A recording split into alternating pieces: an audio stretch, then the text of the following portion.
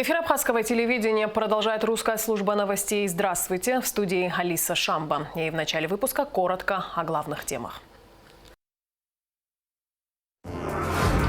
Республиканский бюджет на 2022 год принят единогласно с учетом всех поправок, внесенных депутатами.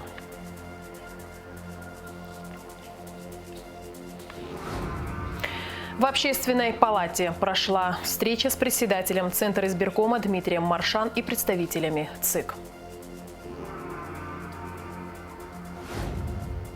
Министр по чрезвычайным ситуациям Лев Квициня принял участие в международной конференции, организованной Академией противопожарной службы МЧС России.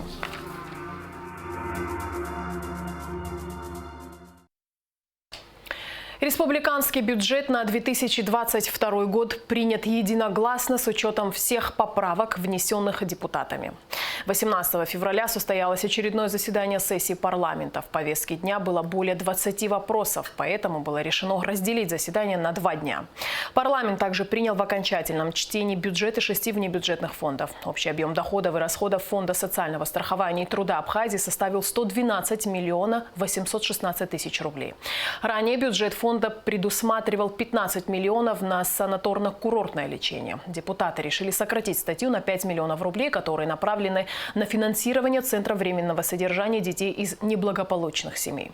Парламент Абхазии также принял решение о внедрении автоматизированной судебной информационной системы в судах общей юрисдикции Абхазии с 2023 года.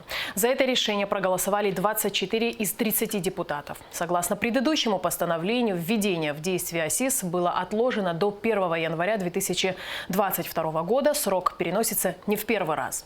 На заседании сессии парламента также были избраны судьи Верховного и районных судов Абхазии. Судьей Верховного суда избрана Саида Бутова, Ачимчирского районного суда Ирма Дочья, Гагарского Инал Квициня, Гудаутского Мадина Лазарева. Кроме того, депутаты приняли в первом чтении закон об образовании. Закон направлен на регулирование общественных отношений в области образования, возникающих в связи с реализацией конституционного права на образование граждан Абхазии, иностранных граждан и лиц без гражданства. Материал заседания сессии готовится к эфиру. Мы предложим вашему вниманию, как только он будет готов.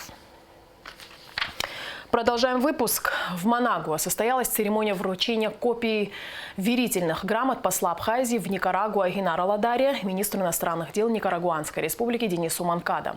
Как сообщается на сайте МИД, Денис Манкадо поздравил Инара Ладария с началом дипломатической миссии в Никарагуа и выразил надежду на его активную работу в целях дальнейшего укрепления всесторонних отношений между Манагуа и Сухумом. В Госдуме России на базе Комитета по делам СНГ идет работа по созданию комиссии, где представители России, Белоруссии и Абхазии будут обсуждать привлекательность Абхазии для бизнеса, а также работать над изменениями в законодательстве республики. Для этой цели, сообщает РИА Новости со ссылкой на первого заместителя председателя Комитета Госдумы Виктора Водолацкого. Сегодня белорусский бизнес обратил внимание на Республику Абхазия, чтобы вкладывать туда свои инвестиции. Для того, чтобы это произошло, в республике необходимо внести изменения в законодательство, связанные с этим блоком. Как раз на эту тему и был разговор в нашем комитете с министром иностранных дел Абхазии, заявил парламентарий. Министр иностранных дел Инал Ардзенба находится с рабочей поездкой в Москве. Он проводит встречи с представителями различных федеральных ведомств, в том числе с представителями Государственной Думы. На выборы в Народное собрание Абхазии приглашены 30 международных наблюдателей из России, Южной Осетии и Приднестровья. Об этом сообщил председатель ЦИК Дмитрий Маршан на встрече в Общественной палате. Дмитрий Маршан и представители ЦИК рассказали о предвыборной работе и ответили на вопросы. Репортажи с Магуланзе. На встрече с членами Общественной палаты председатель ЦИК Дмитрий Маршан рассказал о работе, которая проводится избирательной комиссией в преддверии выборов в парламент. Всего по республике было выдвинуто 128 кандидатов. Из них на сегодняшний день зарегистрировано 109. Другие кандидаты пока не предоставили необходимые документы. Сам процесс регистрации продолжится до 2 марта. Согласно конституционному закону о выборах в парламент, в перечень этих документов входят справки из наркологического и психиатрического диспансеров. Те справки, которые с наркодиспансера нам должны представить, там не просто стоит на учете там форма справки, насколько это возможно, чтобы наркодиспансер нам дал развернутую информацию. Справок с центра МВД, где указывается судимость того или иного гражданина. Вот. Здесь закон нам не запрещает регистрировать граждан, у которых была судимость, но она погашена. Если уголовное дело заведено на конкретного гражданина, пока он судом не осужден, мы также, приговор пока не вступил в силу и судебное решение пока не принято, мы обязаны тоже принимать у них документы. 17 февраля на ГТРК начались теледебаты кандидатов в депутаты. График был определен избирательной комиссией путем жеребьевки. Формат эфиров позволяет зрителям также задавать вопросы кандидатам. Руководство ГТРК, у них тоже будут свои вопросы, но они нам предложили такой формат, чтобы не было никаких вопросов у тех же кандидатов. Они нам предложили поучаствовать в этом процессе, чтобы, так как Центральная избирательная комиссия, там люди доверенные от парламента и от президента, чтобы мы делегировали часть их полномочий, чтобы делегировать Центр избиркому. Вопросы, которые будут, скажем так, носить общегосударственный, так скажем, характер, да, то есть они будут не заранее, то есть уже подготовленными, то есть вместе с журналистами, то есть это будут общие формы.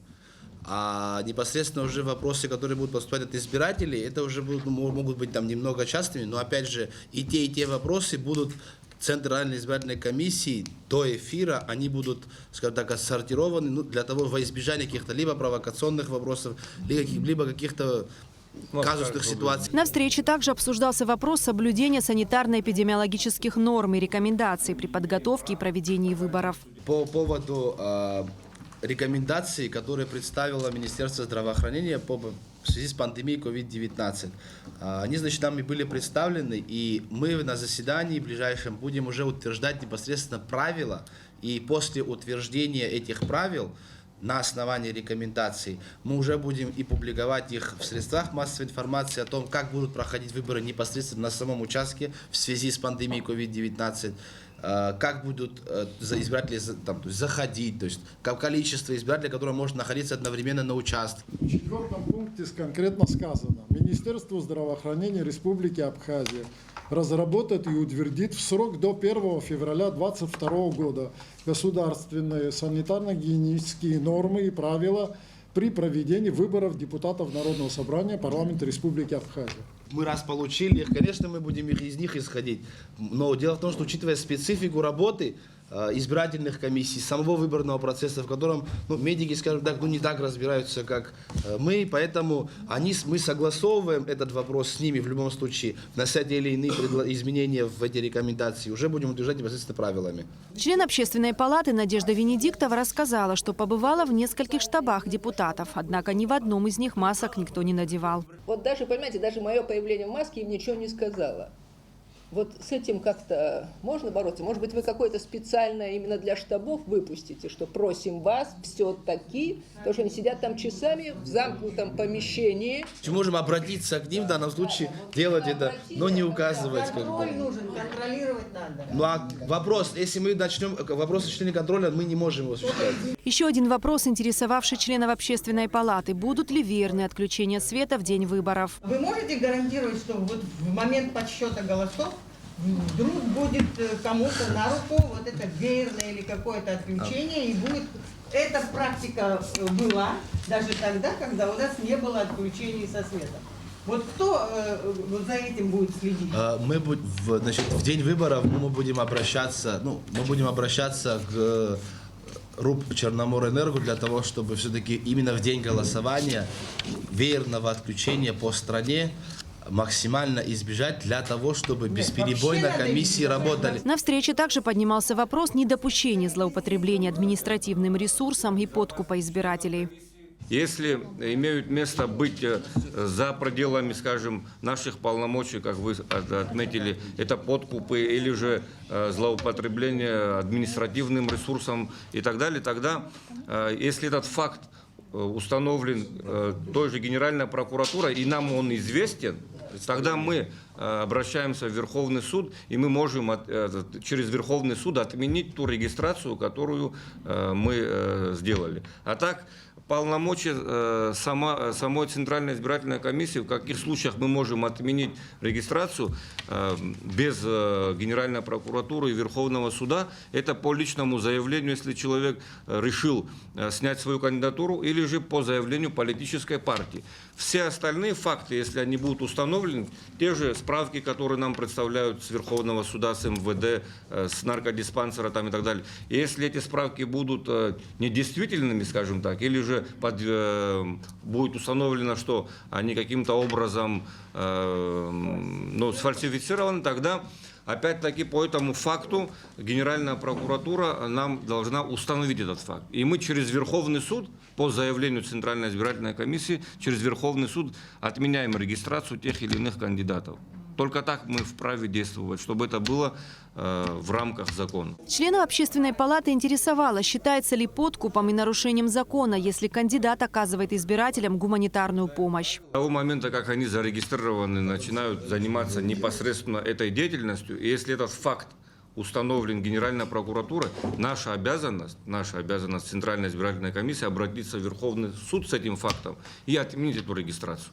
Если непосредственно занимаются сами кандидаты или от их имени, это доверенные лица, отменять регистрацию Центральная избирательная комиссия на наше усмотрение мы не вправе. На встрече также прозвучали идеи и предложения, касающиеся теледебатов. Вот вы подумайте, хотя уже завтра начинается, взять каких-то экспертов, психологов, с интеллигенцией, с общественной палаты, какой-то круг, который после каждого дебата оценивали бы результат. Это для избирателей тоже какой-то был бы в 10-бальной системе. Вот они оценили это Иванов, Петров, Сидоров. Сидоров 8 баллов, Иванов 15 баллов, а Смыр 3 балла. 2 марта заканчивается регистрация кандидатов. То есть, получается, если исходить из буквы закона, мы должны начать теледебаты, после того, как мы зарегистрируем всех кандидатов. Регистрация закончилась 2 марта. Мы, заканчиваем, и в 10 дней, скажем так, в эфир поставить 131 кандидат, на самом деле это невыполнимая задача. Поэтому несовершенство, в том числе этого закона, почему я начал об этом говорить, нам не дает возможности и теледебаты, как вы говорите, как хочется утвердить, чтобы это было развернуто. Мы почему сделали по 2 округа в день? А в 3 дня у нас получается 3 округа в день. Потому что мы не можем их...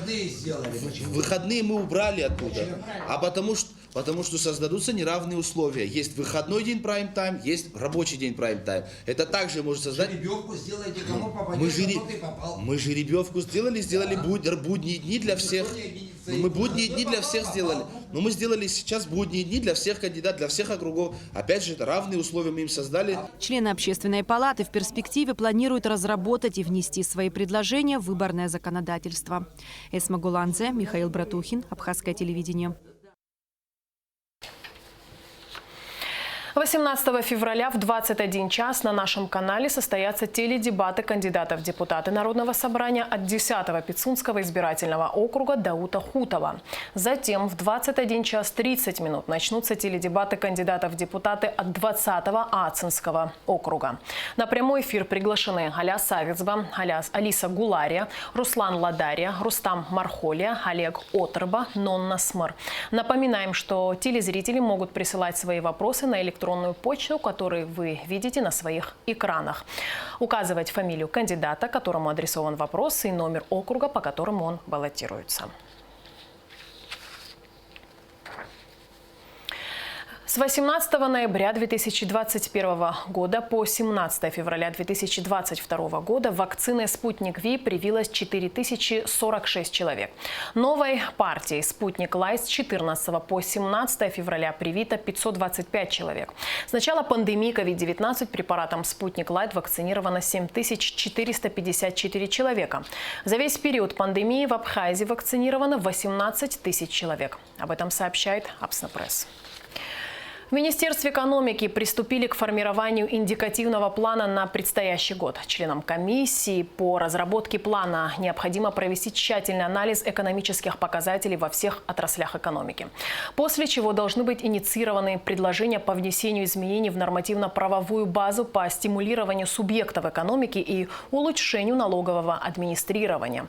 Показатели индикативного плана являются основой для формирования бюджета на очередной финансовый год и должны быть представлены в Кабинет министров до 1 июля. В Сухуми простились с заслуженным тренером Абхазии, почетным мастером спорта по классической борьбе, кавалером ордена Ахтзапша 3-й степени Валентином Барцыц. Проводить в последний путь Валентина Семеновича пришли его воспитанники, друзья и коллеги. Репортаж Адисы Сагария.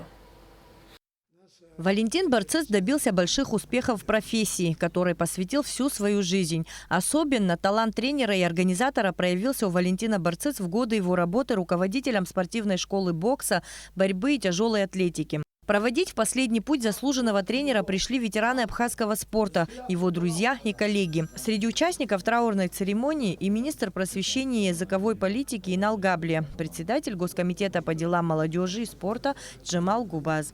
Абсны джин чтолату и башра, аштех, арешкол и квирхе. А коллектив русора яцити. Яма за традицию куан и мижзит.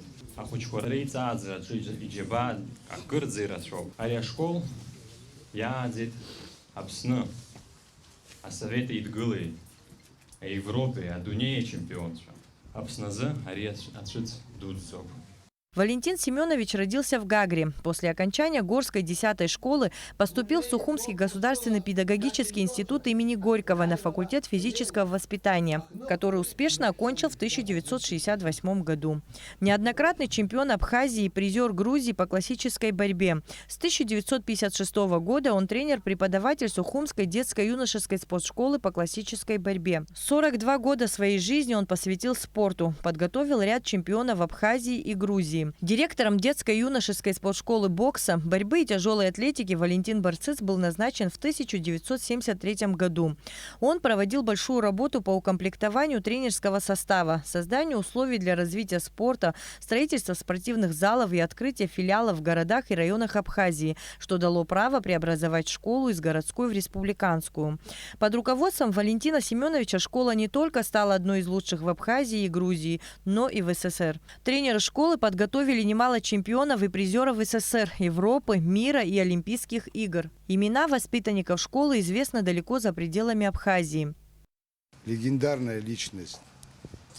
За время его работы не одно поколение он воспитал. Люди, занимавшиеся в этих школах, становились чемпионами не только Абхазии, Грузии, в то время Грузинской ССР, но выходили на мировой уровень. Валентин Семенович Барцыц в бытности в своем в работе не раз, не два помогал открывать школы по всей республике.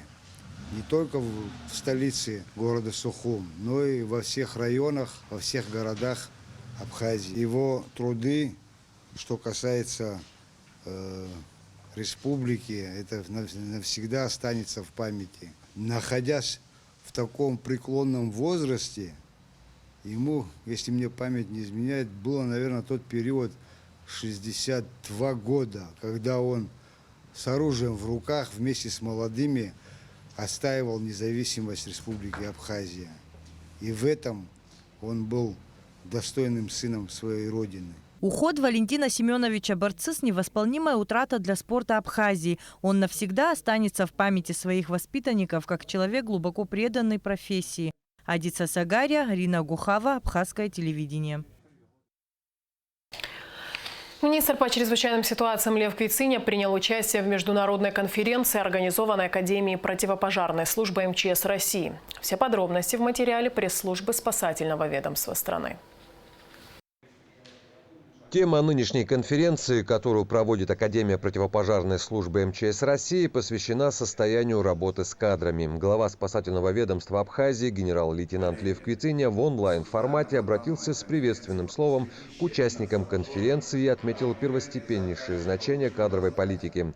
По словам министра, когда в послевоенной Абхазии фактически с нуля формировались спасательные подразделения, кадровый вопрос был в числе самых острых. Не хватало специалистов по всем направлениям. На основании межправительственного соглашения с 2011 года абитуриенты из Абхазии получили возможность обучаться в высших учебных заведениях МЧС России, в частности и в Академии государственной противопожарной службы. За эти годы Академию окончили и приступили к службе в центральном аппарате и в районных подразделениях нашей республики 52 человека.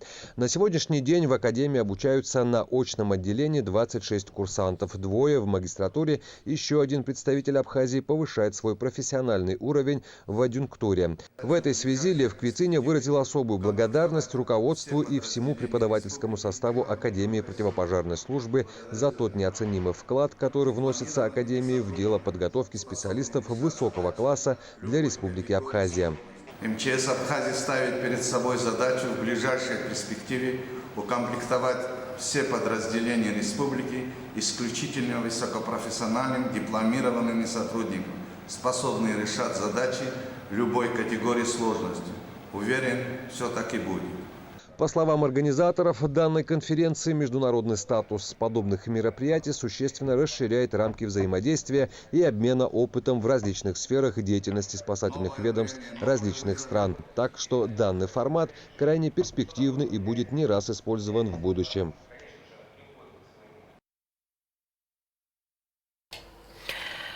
Мы предлагаем вашему вниманию материал с заседания сессии парламента. Все подробности у Алики Трапш.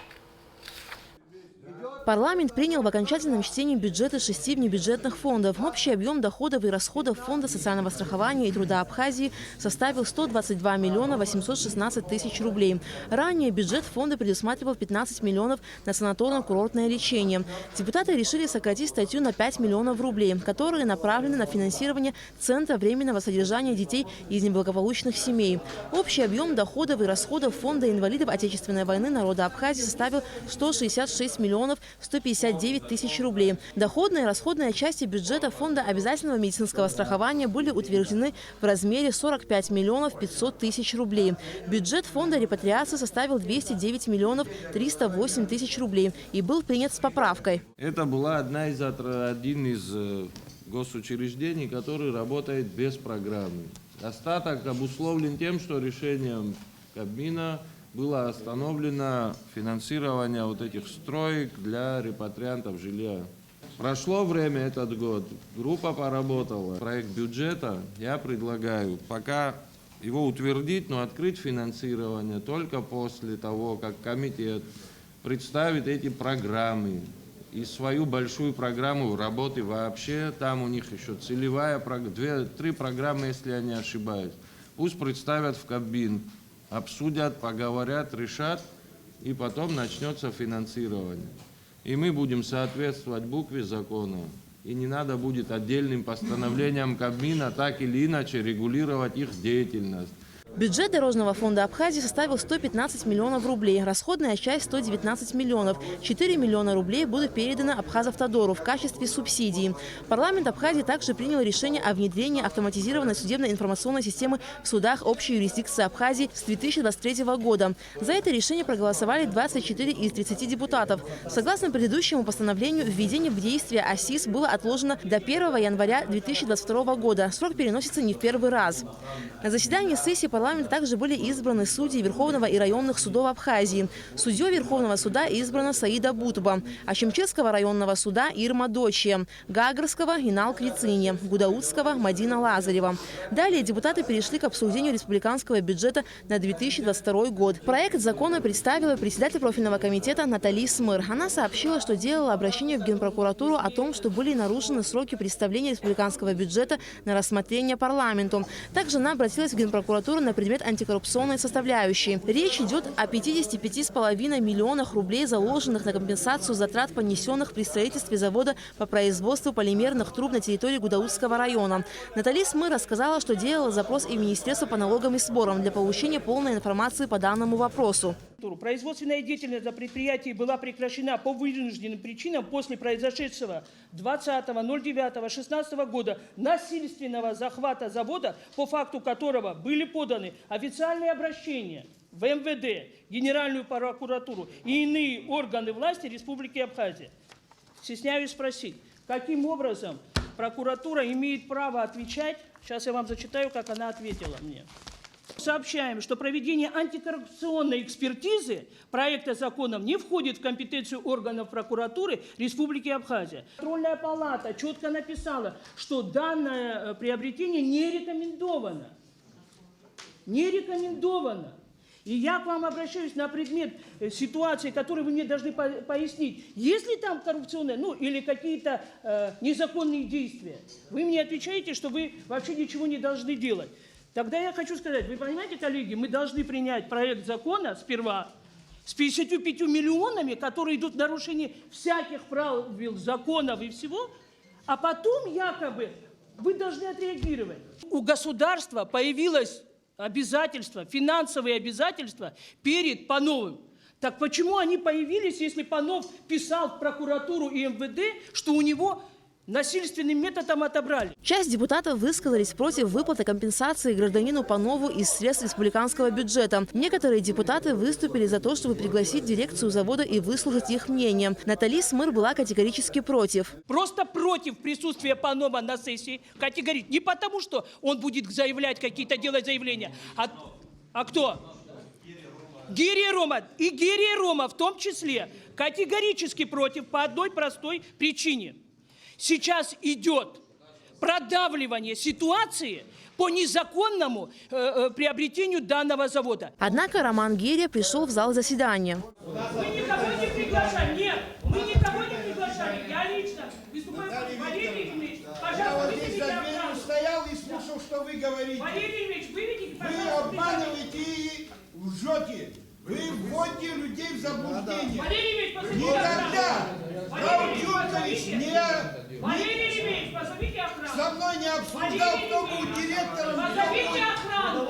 Директором Никита 2015 является, честно, я не могу понять, почему этот человек присутствует здесь. Я вам зачитаю, кто является директором. я не являюсь директором. Лакома Саид Николаевич. В любом случае, ответчиком по данному вопросу должен быть генеральный директор. Почему присутствует данный человек? Роман Гирия рассказал историю конфликта. При этом он отметил, что в случае выплаты компенсации затрат, понесенных при строительстве, завод может быть полезен государству. Затем он покинул зал. Депутаты продолжили обсуждение данного вопроса очень эмоционально. Умар Джинджолия отметил, что для имиджа страны в целом необходим правильный государственный подход. Этот завод выпускает высококачественную продукцию. Я знаю это точно. Если бы материалами этого завода были бы сделаны Человский водовод или Джирхвинский водовод, они сегодня действовали бы и работали прекрасно. Этот завод находится в сельской местности. Там задействована рабочая сила людей, которые живут в сельской местности. Третье. Этот завод по какой-то непонятной для меня причине стал спорным. Сегодня мы в преддверии инвестиционных экономических проектов в Абхазии. Я представляю, как переговоры начинаются в Москве или в других местах. Вы там наших инвесторов зажимаете, вы там с ними что хотите творите, и теперь хотите, чтобы мы вам помогали еще дальше. То есть имиджевая составляющая в данном вопросе не менее важная, как та составляющая была в русскоязычном населении, когда отжимали квартиры. То есть государственный подход в этой ситуации, он налицо. Органы государственной власти Республики Абхазия ведут переговоры с официальными органами Российской Федерации. Процедура подготовки проекта закона о бюджете, и не только, любого закона, где субъектом законодательной инициативы является, допустим, глава государства, он точно проходит всю процедуру, начиная с такого министерства, как Министерство юстиции, аппарат правительства и так далее. Я так полагаю, что все документы, свидетельствующие основанием для предложения на рассмотрение депутатов включения этих расходов в бюджет, достаточны. Я здесь услышал о том, что, когда этот вопрос, видимо, конфликт, когда происходил сам по себе и вмешались уже органы государственной власти и Республики Абхазия, и Российской Федерации, что тогда там было достигнуто соглашение, что вроде республика готова это сделать, но там какие-то условия, обусловленности, кадровые. Но это совершенно разные вещи, закон о бюджете и кадровые вопросы, мне так кажется. Это 100%. Поэтому, вот о чем сказал депутат Ашуба в данном случае. Или кадровый вопрос, или бюджет. Надо что-то разделить, так же невозможно. Да, совершенно верно. Поэтому, полагаю, конечно, в любом случае этот вопрос будет стоять на голосовании. Но я вам откровенно говорю, что в данном случае есть необходимость, потому что вопрос находится на таком особом внимании и контроле. Вы об этом знаете. Мы сейчас до конца об этом, если много будем говорить, еще больше времени у вас отнимем. Этим занимаются органы государственные, центральные органы госуправления республики и там заинтересованные органы Российской Федерации. Это что касается Панова.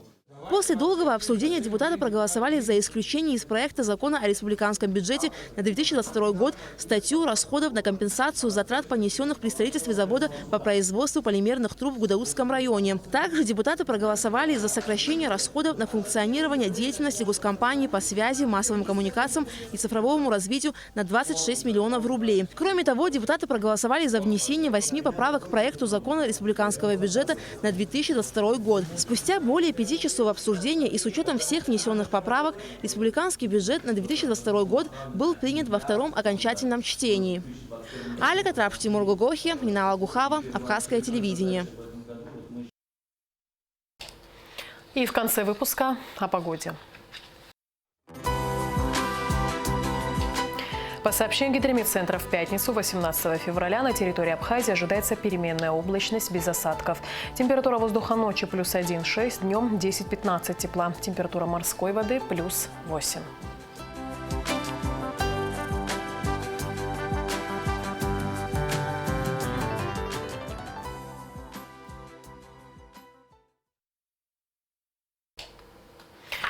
На этом наш выпуск завершен. Всего доброго и до встречи в эфире.